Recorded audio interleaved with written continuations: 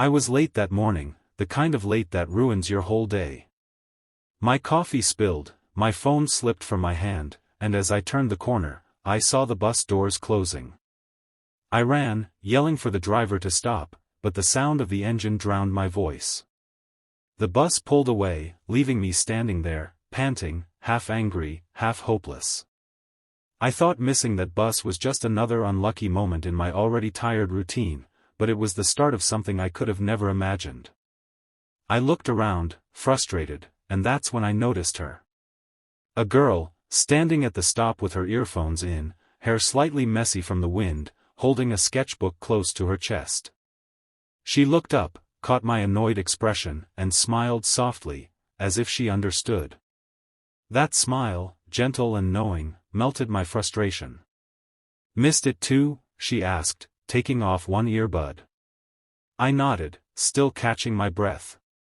"Yeah. And that was my only shot at being on time."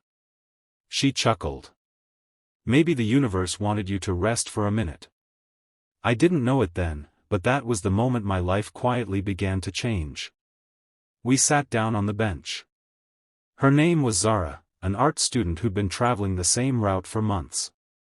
I'd never noticed her before, maybe I'd been too busy living in my own small storm. She showed me her sketches, strangers from the bus, moments she caught in lines and shades. There was something peaceful about her. While I complained about the day, she saw beauty in the way the sunlight hit the cracked pavement. The next bus came, and we sat together, talking softly as the city passed by outside. It felt strange how easily she understood things I never said out loud. The next morning, I got to the stop early, but she wasn't there. The bus came, and for a second, I almost didn't get on. Something in me wanted to wait, but I brushed it off. As I stepped inside, I heard someone running. I turned, and there she was, again, breathless, laughing, waving for the driver to wait. "You too?" I asked as she found the seat next to me. "Seems like we have a habit now," she said, grinning. And that became our thing. Every morning, we'd meet at that stop, sometimes on time, sometimes late, always finding comfort in those few shared minutes before the day began. Weeks passed. What started as small talk grew into stories, about her late-night painting sessions, my long hours at work, our fears, our dreams. She taught me how to slow down, to notice things, the color of dawn, the laughter between strangers, the quiet grace of people just trying to get through life. Somewhere between those rides, I realized she'd become the part of my day I looked forward to most. Then one morning, she wasn't there.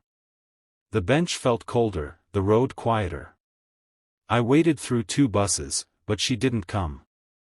The next day, and the next, still nothing. I didn't even have her number. We'd kept things simple, maybe too simple. A week went by before I finally saw her again, sitting at the stop, sketchbook closed, eyes tired. "Where were you?" I asked softly. She smiled, weakly. "Hospital. My mom, she's been sick." I didn't want to talk about it. I sat beside her, unsure what to say. For the first time, she wasn't the calm, bright person I knew. She looked fragile, scared. I told her I'd wait with her every day, no matter how long it took. And I did. Sometimes we didn't talk. Sometimes we just sat, listening to the city wake up. I started bringing her coffee, she'd bring me sketches. Slowly, her mom got better, and so did she.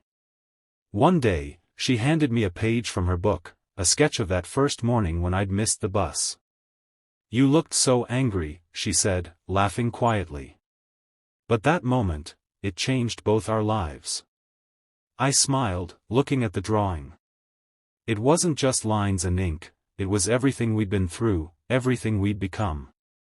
Months later, we still met at the same stop. But now, we didn't need to run for the bus anymore. Sometimes we'd let it go, just to sit and talk a little longer. I realized that missing the bus that morning wasn't bad luck at all, it was fate, disguised as frustration. Years later, when I stood at that same stop again, waiting for her to arrive in a white dress, I couldn't help but smile. She walked up, holding that same sketchbook, now old and worn. "You remember?" she asked. I nodded. "How could I forget? I missed the bus, but found you."